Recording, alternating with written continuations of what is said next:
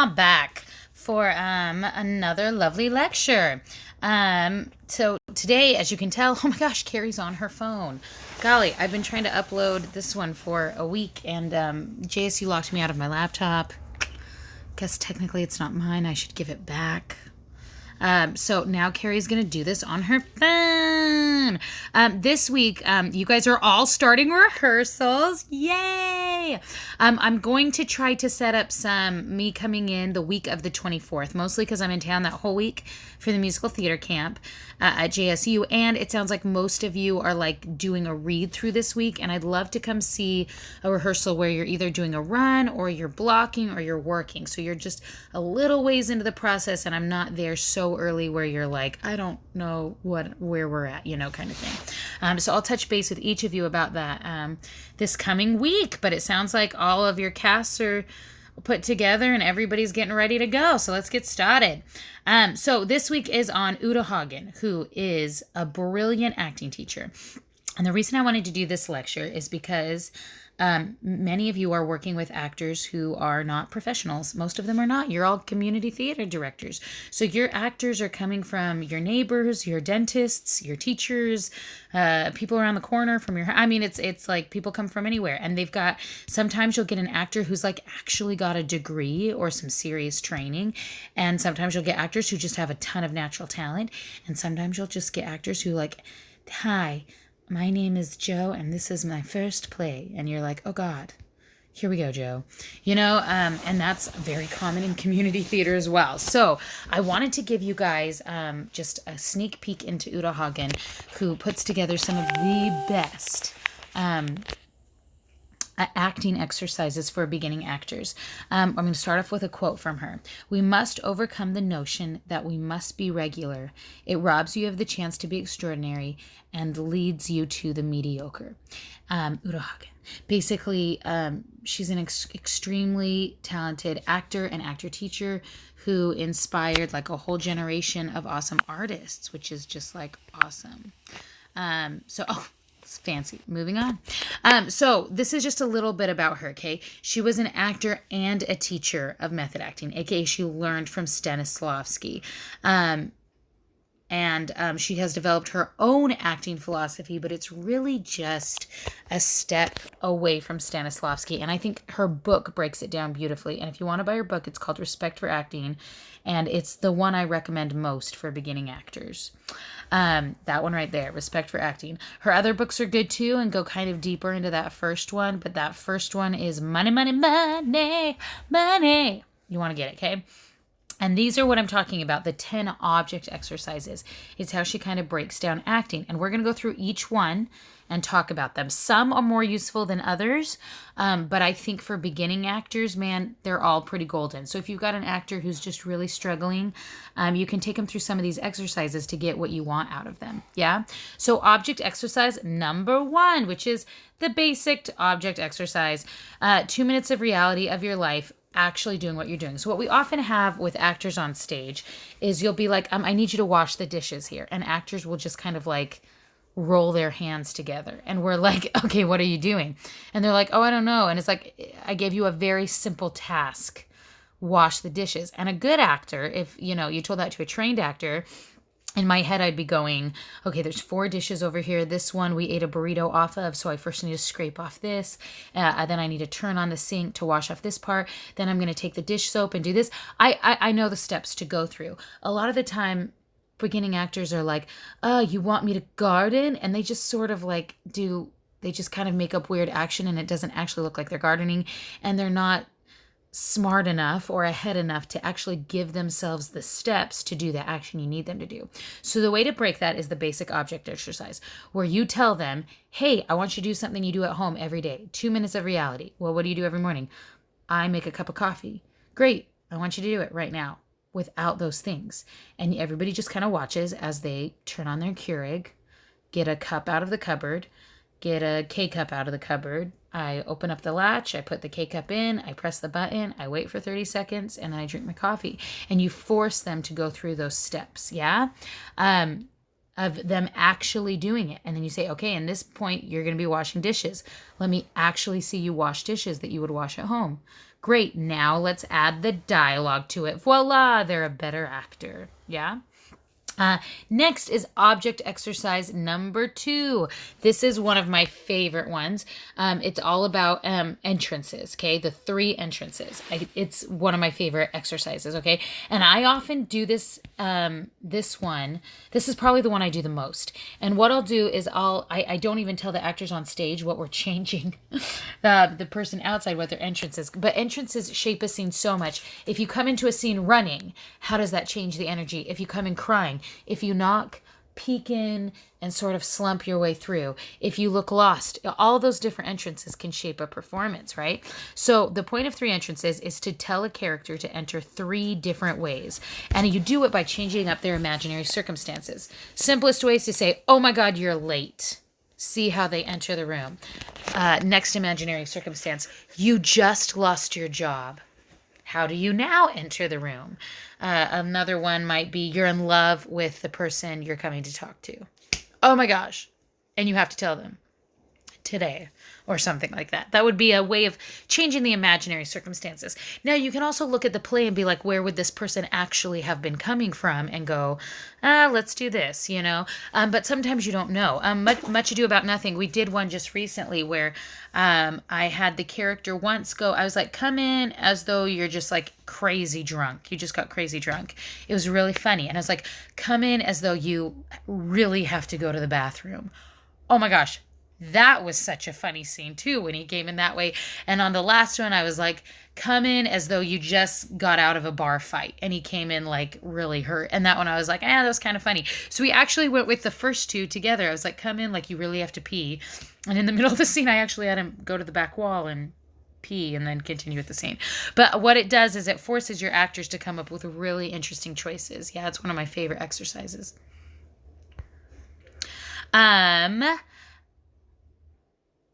Moving on. Sorry. Object exercise. How did I miss this? Number 4. Oh my gosh, go back. I'm so sorry, guys. Give me a second. Life is hard. Let us go back. Go back. Ignore all these mistakes I'm making, okay? There we go. 3rd entrance. Object exercise number 4. Here we go. The 4th wall. So this one might not be as pertinent to you guys, but we all know what the 4th wall is, and when you use it and when you don't use it, when you look out and when you don't look out. When do you want them to actually look at the audience, or are there moments when you actually want them to look at like the painting on the wall that's on the 4th wall? Does that make sense? So a good example of this is many of you are like doing a play that's like standard realism. They're not going to break the 4th wall and talk to the audience, but there is a 4th wall in that room. I want to say Stefan's takes place in like not a jail cell, but like a interrogation room, right? There are 4 walls in an interrogation room. Now, the 4th wall, which is the wall to the audience, what would be on that wall? Maybe it's the window that like looks into the policeman. Maybe it's just the wall that has the camera on it. You want to be very clear with what's on that 4th wall. So this exercise is going, hey guys, what do we keep on this 4th wall? And you say, we got a mirror here. I've got a painting over here. I got a window here. And you just kind of play around and see what that does in terms of the action. I almost always put a window on my 4th wall because it brings the actors' faces out for a reason. They have to like look out and face the audience for a reason. Does that make sense? One of my favorite ones too. Endowment. This is probably one of the most important / the most famous. Endowment is when it can be 2 things: emotional endowment and actual like just physical endowment. Again, I can't have a hot cup of coffee on stage, and a good actor will know how to make that look real. Drink a cup of coffee, drink a whiskey and go, ooh, that burns. A bad actor will like drink it like it's water. And so you go, hey, let's endow that object. If I give you a glass of wine, let's say it's a really bitter glass of red wine, you're not going to chug that the way you would a glass of water, right? You take a sip. It'd be hard to drink. You'd lick your lips, blah, blah, blah, blah, blah. You have your actors walk through that step. A good actor will do that on their own. A beginning actor won't know how to do that. You're going to have to help them. Okay, another way to do endowment, which I really like, is let's say a bunch of you have some emotional scenes. Chloe's got a scene that's really dramatic. Dylan's got one that's got some good stuff in it. Oh my gosh, Sterling, hello.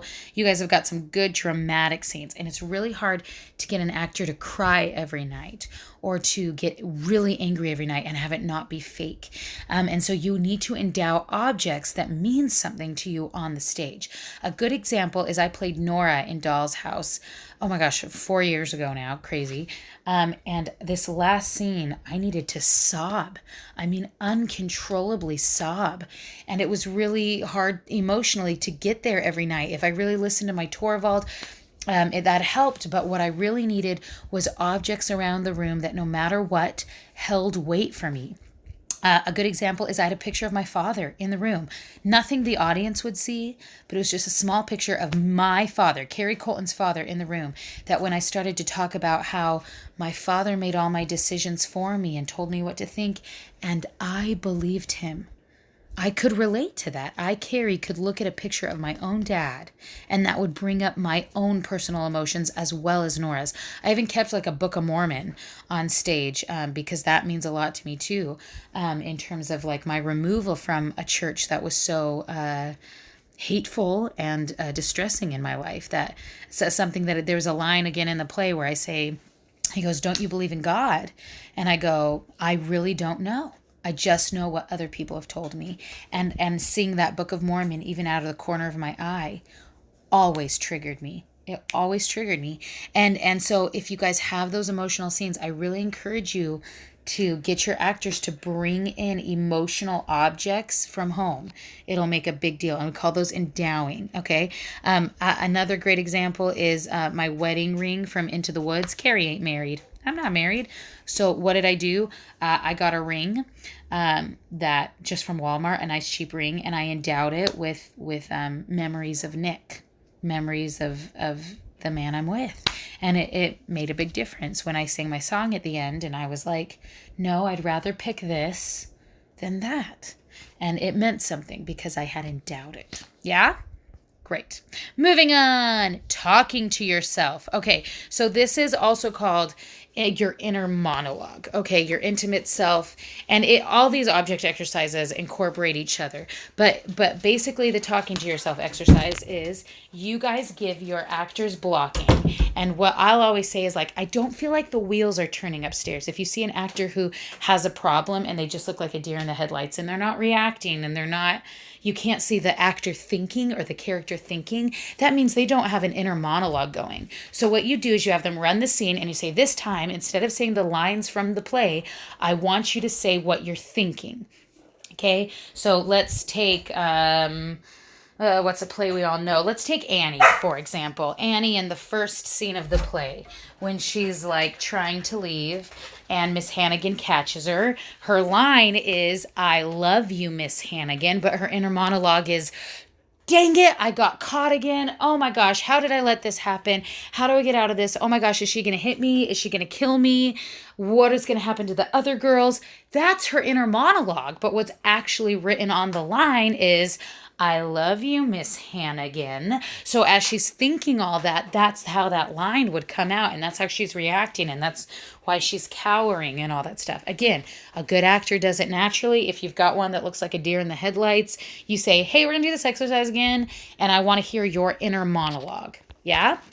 Object exercise number 8, conditioning forces. So these are forces that influence and shape your behavior. Okay. So what do I mean by that? A good example is on one of those entrances. Oh, like I said, hey, come in like you need to go to the bathroom. Awesome. Other conditioning forces are, hey, I want you to try that scene, but can we give your character a headache? And see how that changes the scene? Can we give your character a hangover and see how that changes the scene? Here's a good example. I just did Flick this year. A really open-ended play that didn't answer a lot of questions. For Avery in particular, he is a girl tries to hit on him in the play, and he shudders and turns away from her. And a lot of people have been like, oh, okay, is he a gay character? And then there's also lines in the play that suggest he might have been a victim of sexual assault, but nothing in the play says anything about any of those things. So when I cast Sean, we tried all of them. I was like, try it with if you have a past of sexual assault, how does that change how you react to her touch? Good. Try it as if you are only attracted to men. Great. Try it again as if, here's one. You're the last girl you were with completely broke your heart, right? And it kind of shaped the direction we ended up taking him. I will say one thing about conditioning forces: you don't want it to detract from the play. You should always add to the play, not take away from it. But a lot of the time, adding like an injury, hey, try it as though you've got a broken arm, or try it as though you're this, or try it as though you're that, just kind of adds to the play. Yeah, it's a cool thing to do for sure. History. Okay, so this is important for those of you doing a period piece, which I actually think Danny might be the only one who I guess is sort of doing it. She's sort of doing it's a satirical period piece. But what you want to do, but the danger with period pieces is that they can become boring, or people are like, but back then people were like whatever. I'm like, people were still people. Anytime I see a period piece where it's like boring or super formal, I'm like, wow. And they're like, well, that's how people acted in the 1800s.